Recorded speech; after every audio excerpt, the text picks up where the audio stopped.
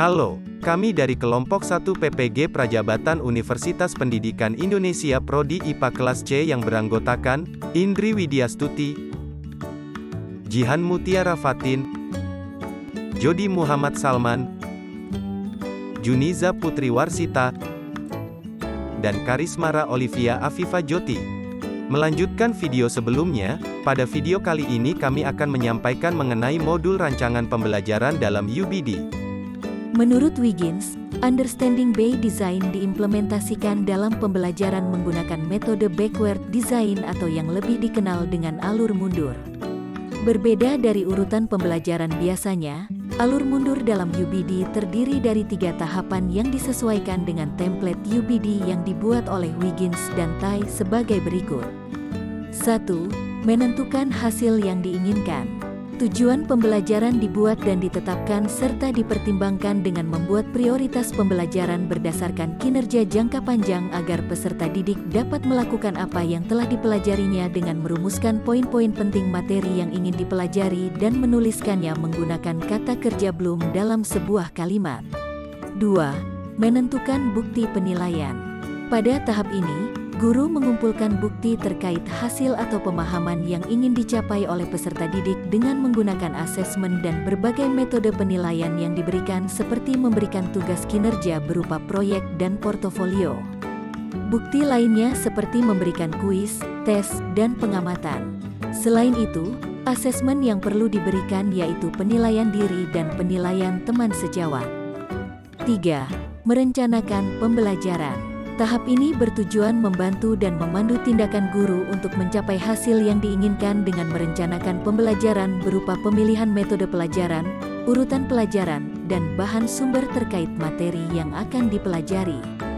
Dalam kegiatan pembelajarannya, rancangan pembelajaran UBD menggunakan desain where to, where and why, hook and hold, equip, rethink and revise, evaluate, tailor, dan organize. UBD dan kurikulum Merdeka memiliki kesamaan dalam 3 hal, yaitu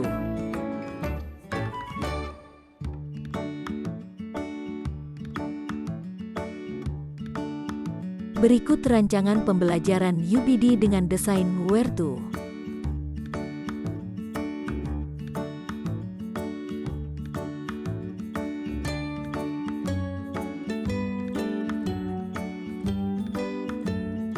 Tujuan pembelajaran merupakan deskripsi pencapaian 3 aspek kompetensi yang meliputi pengetahuan, keterampilan, dan sikap yang diperoleh peserta didik dalam 1 atau lebih kegiatan pembelajaran. Tujuan pembelajaran disusun dengan memperhatikan eviden atau bukti yang dapat diamati dan diukur, sehingga peserta didik dapat dinyatakan mencapai suatu tujuan pembelajaran.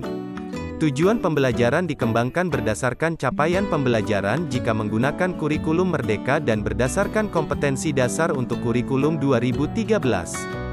Contoh tujuan pembelajaran, yaitu peserta didik mampu menganalisis konsep gaya, hukum 1 Newton, hukum 2 Newton dan hukum 3 Newton serta penerapannya dalam kehidupan sehari-hari.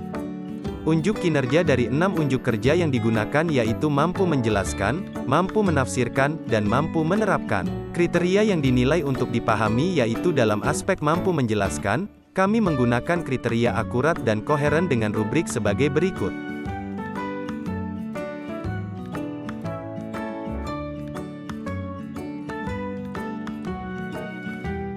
Dalam aspek mampu menafsirkan, kami mengambil kriteria signifikan dengan rubrik sebagai berikut.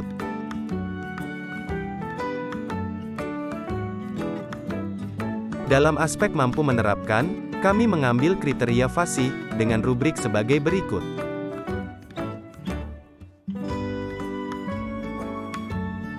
Contoh penerapan where and why dalam rancangan pembelajaran, yaitu, misalnya, tujuan pembelajarannya adalah peserta didik mampu menganalisis konsep hukum 1 Newton, hukum 2 Newton dan hukum 3 Newton serta penerapannya dalam kehidupan sehari-hari.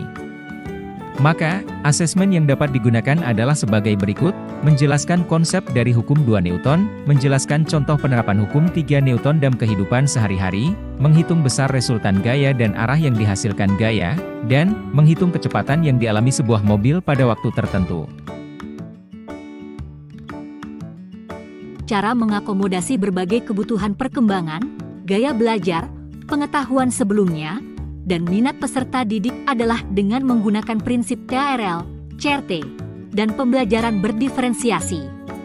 TRL adalah pembelajaran yang sesuai dengan kemampuan peserta didik dan untuk pembelajaran berdiferensiasi tidak hanya disesuaikan dengan kemampuan peserta didik tetapi juga disesuaikan dengan gaya belajar dan minat peserta didik yang sebelumnya dilihat melalui tes awal atau asesmen diagnostik.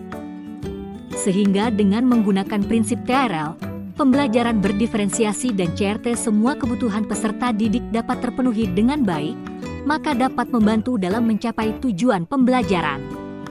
Yang bisa dilakukan oleh pendidik, menyesuaikan kebutuhan peserta didik yang berbeda pada abad 21, dan memfasilitasi proses kegiatan belajar mengajar dan memberikan motivasi kepada peserta didik.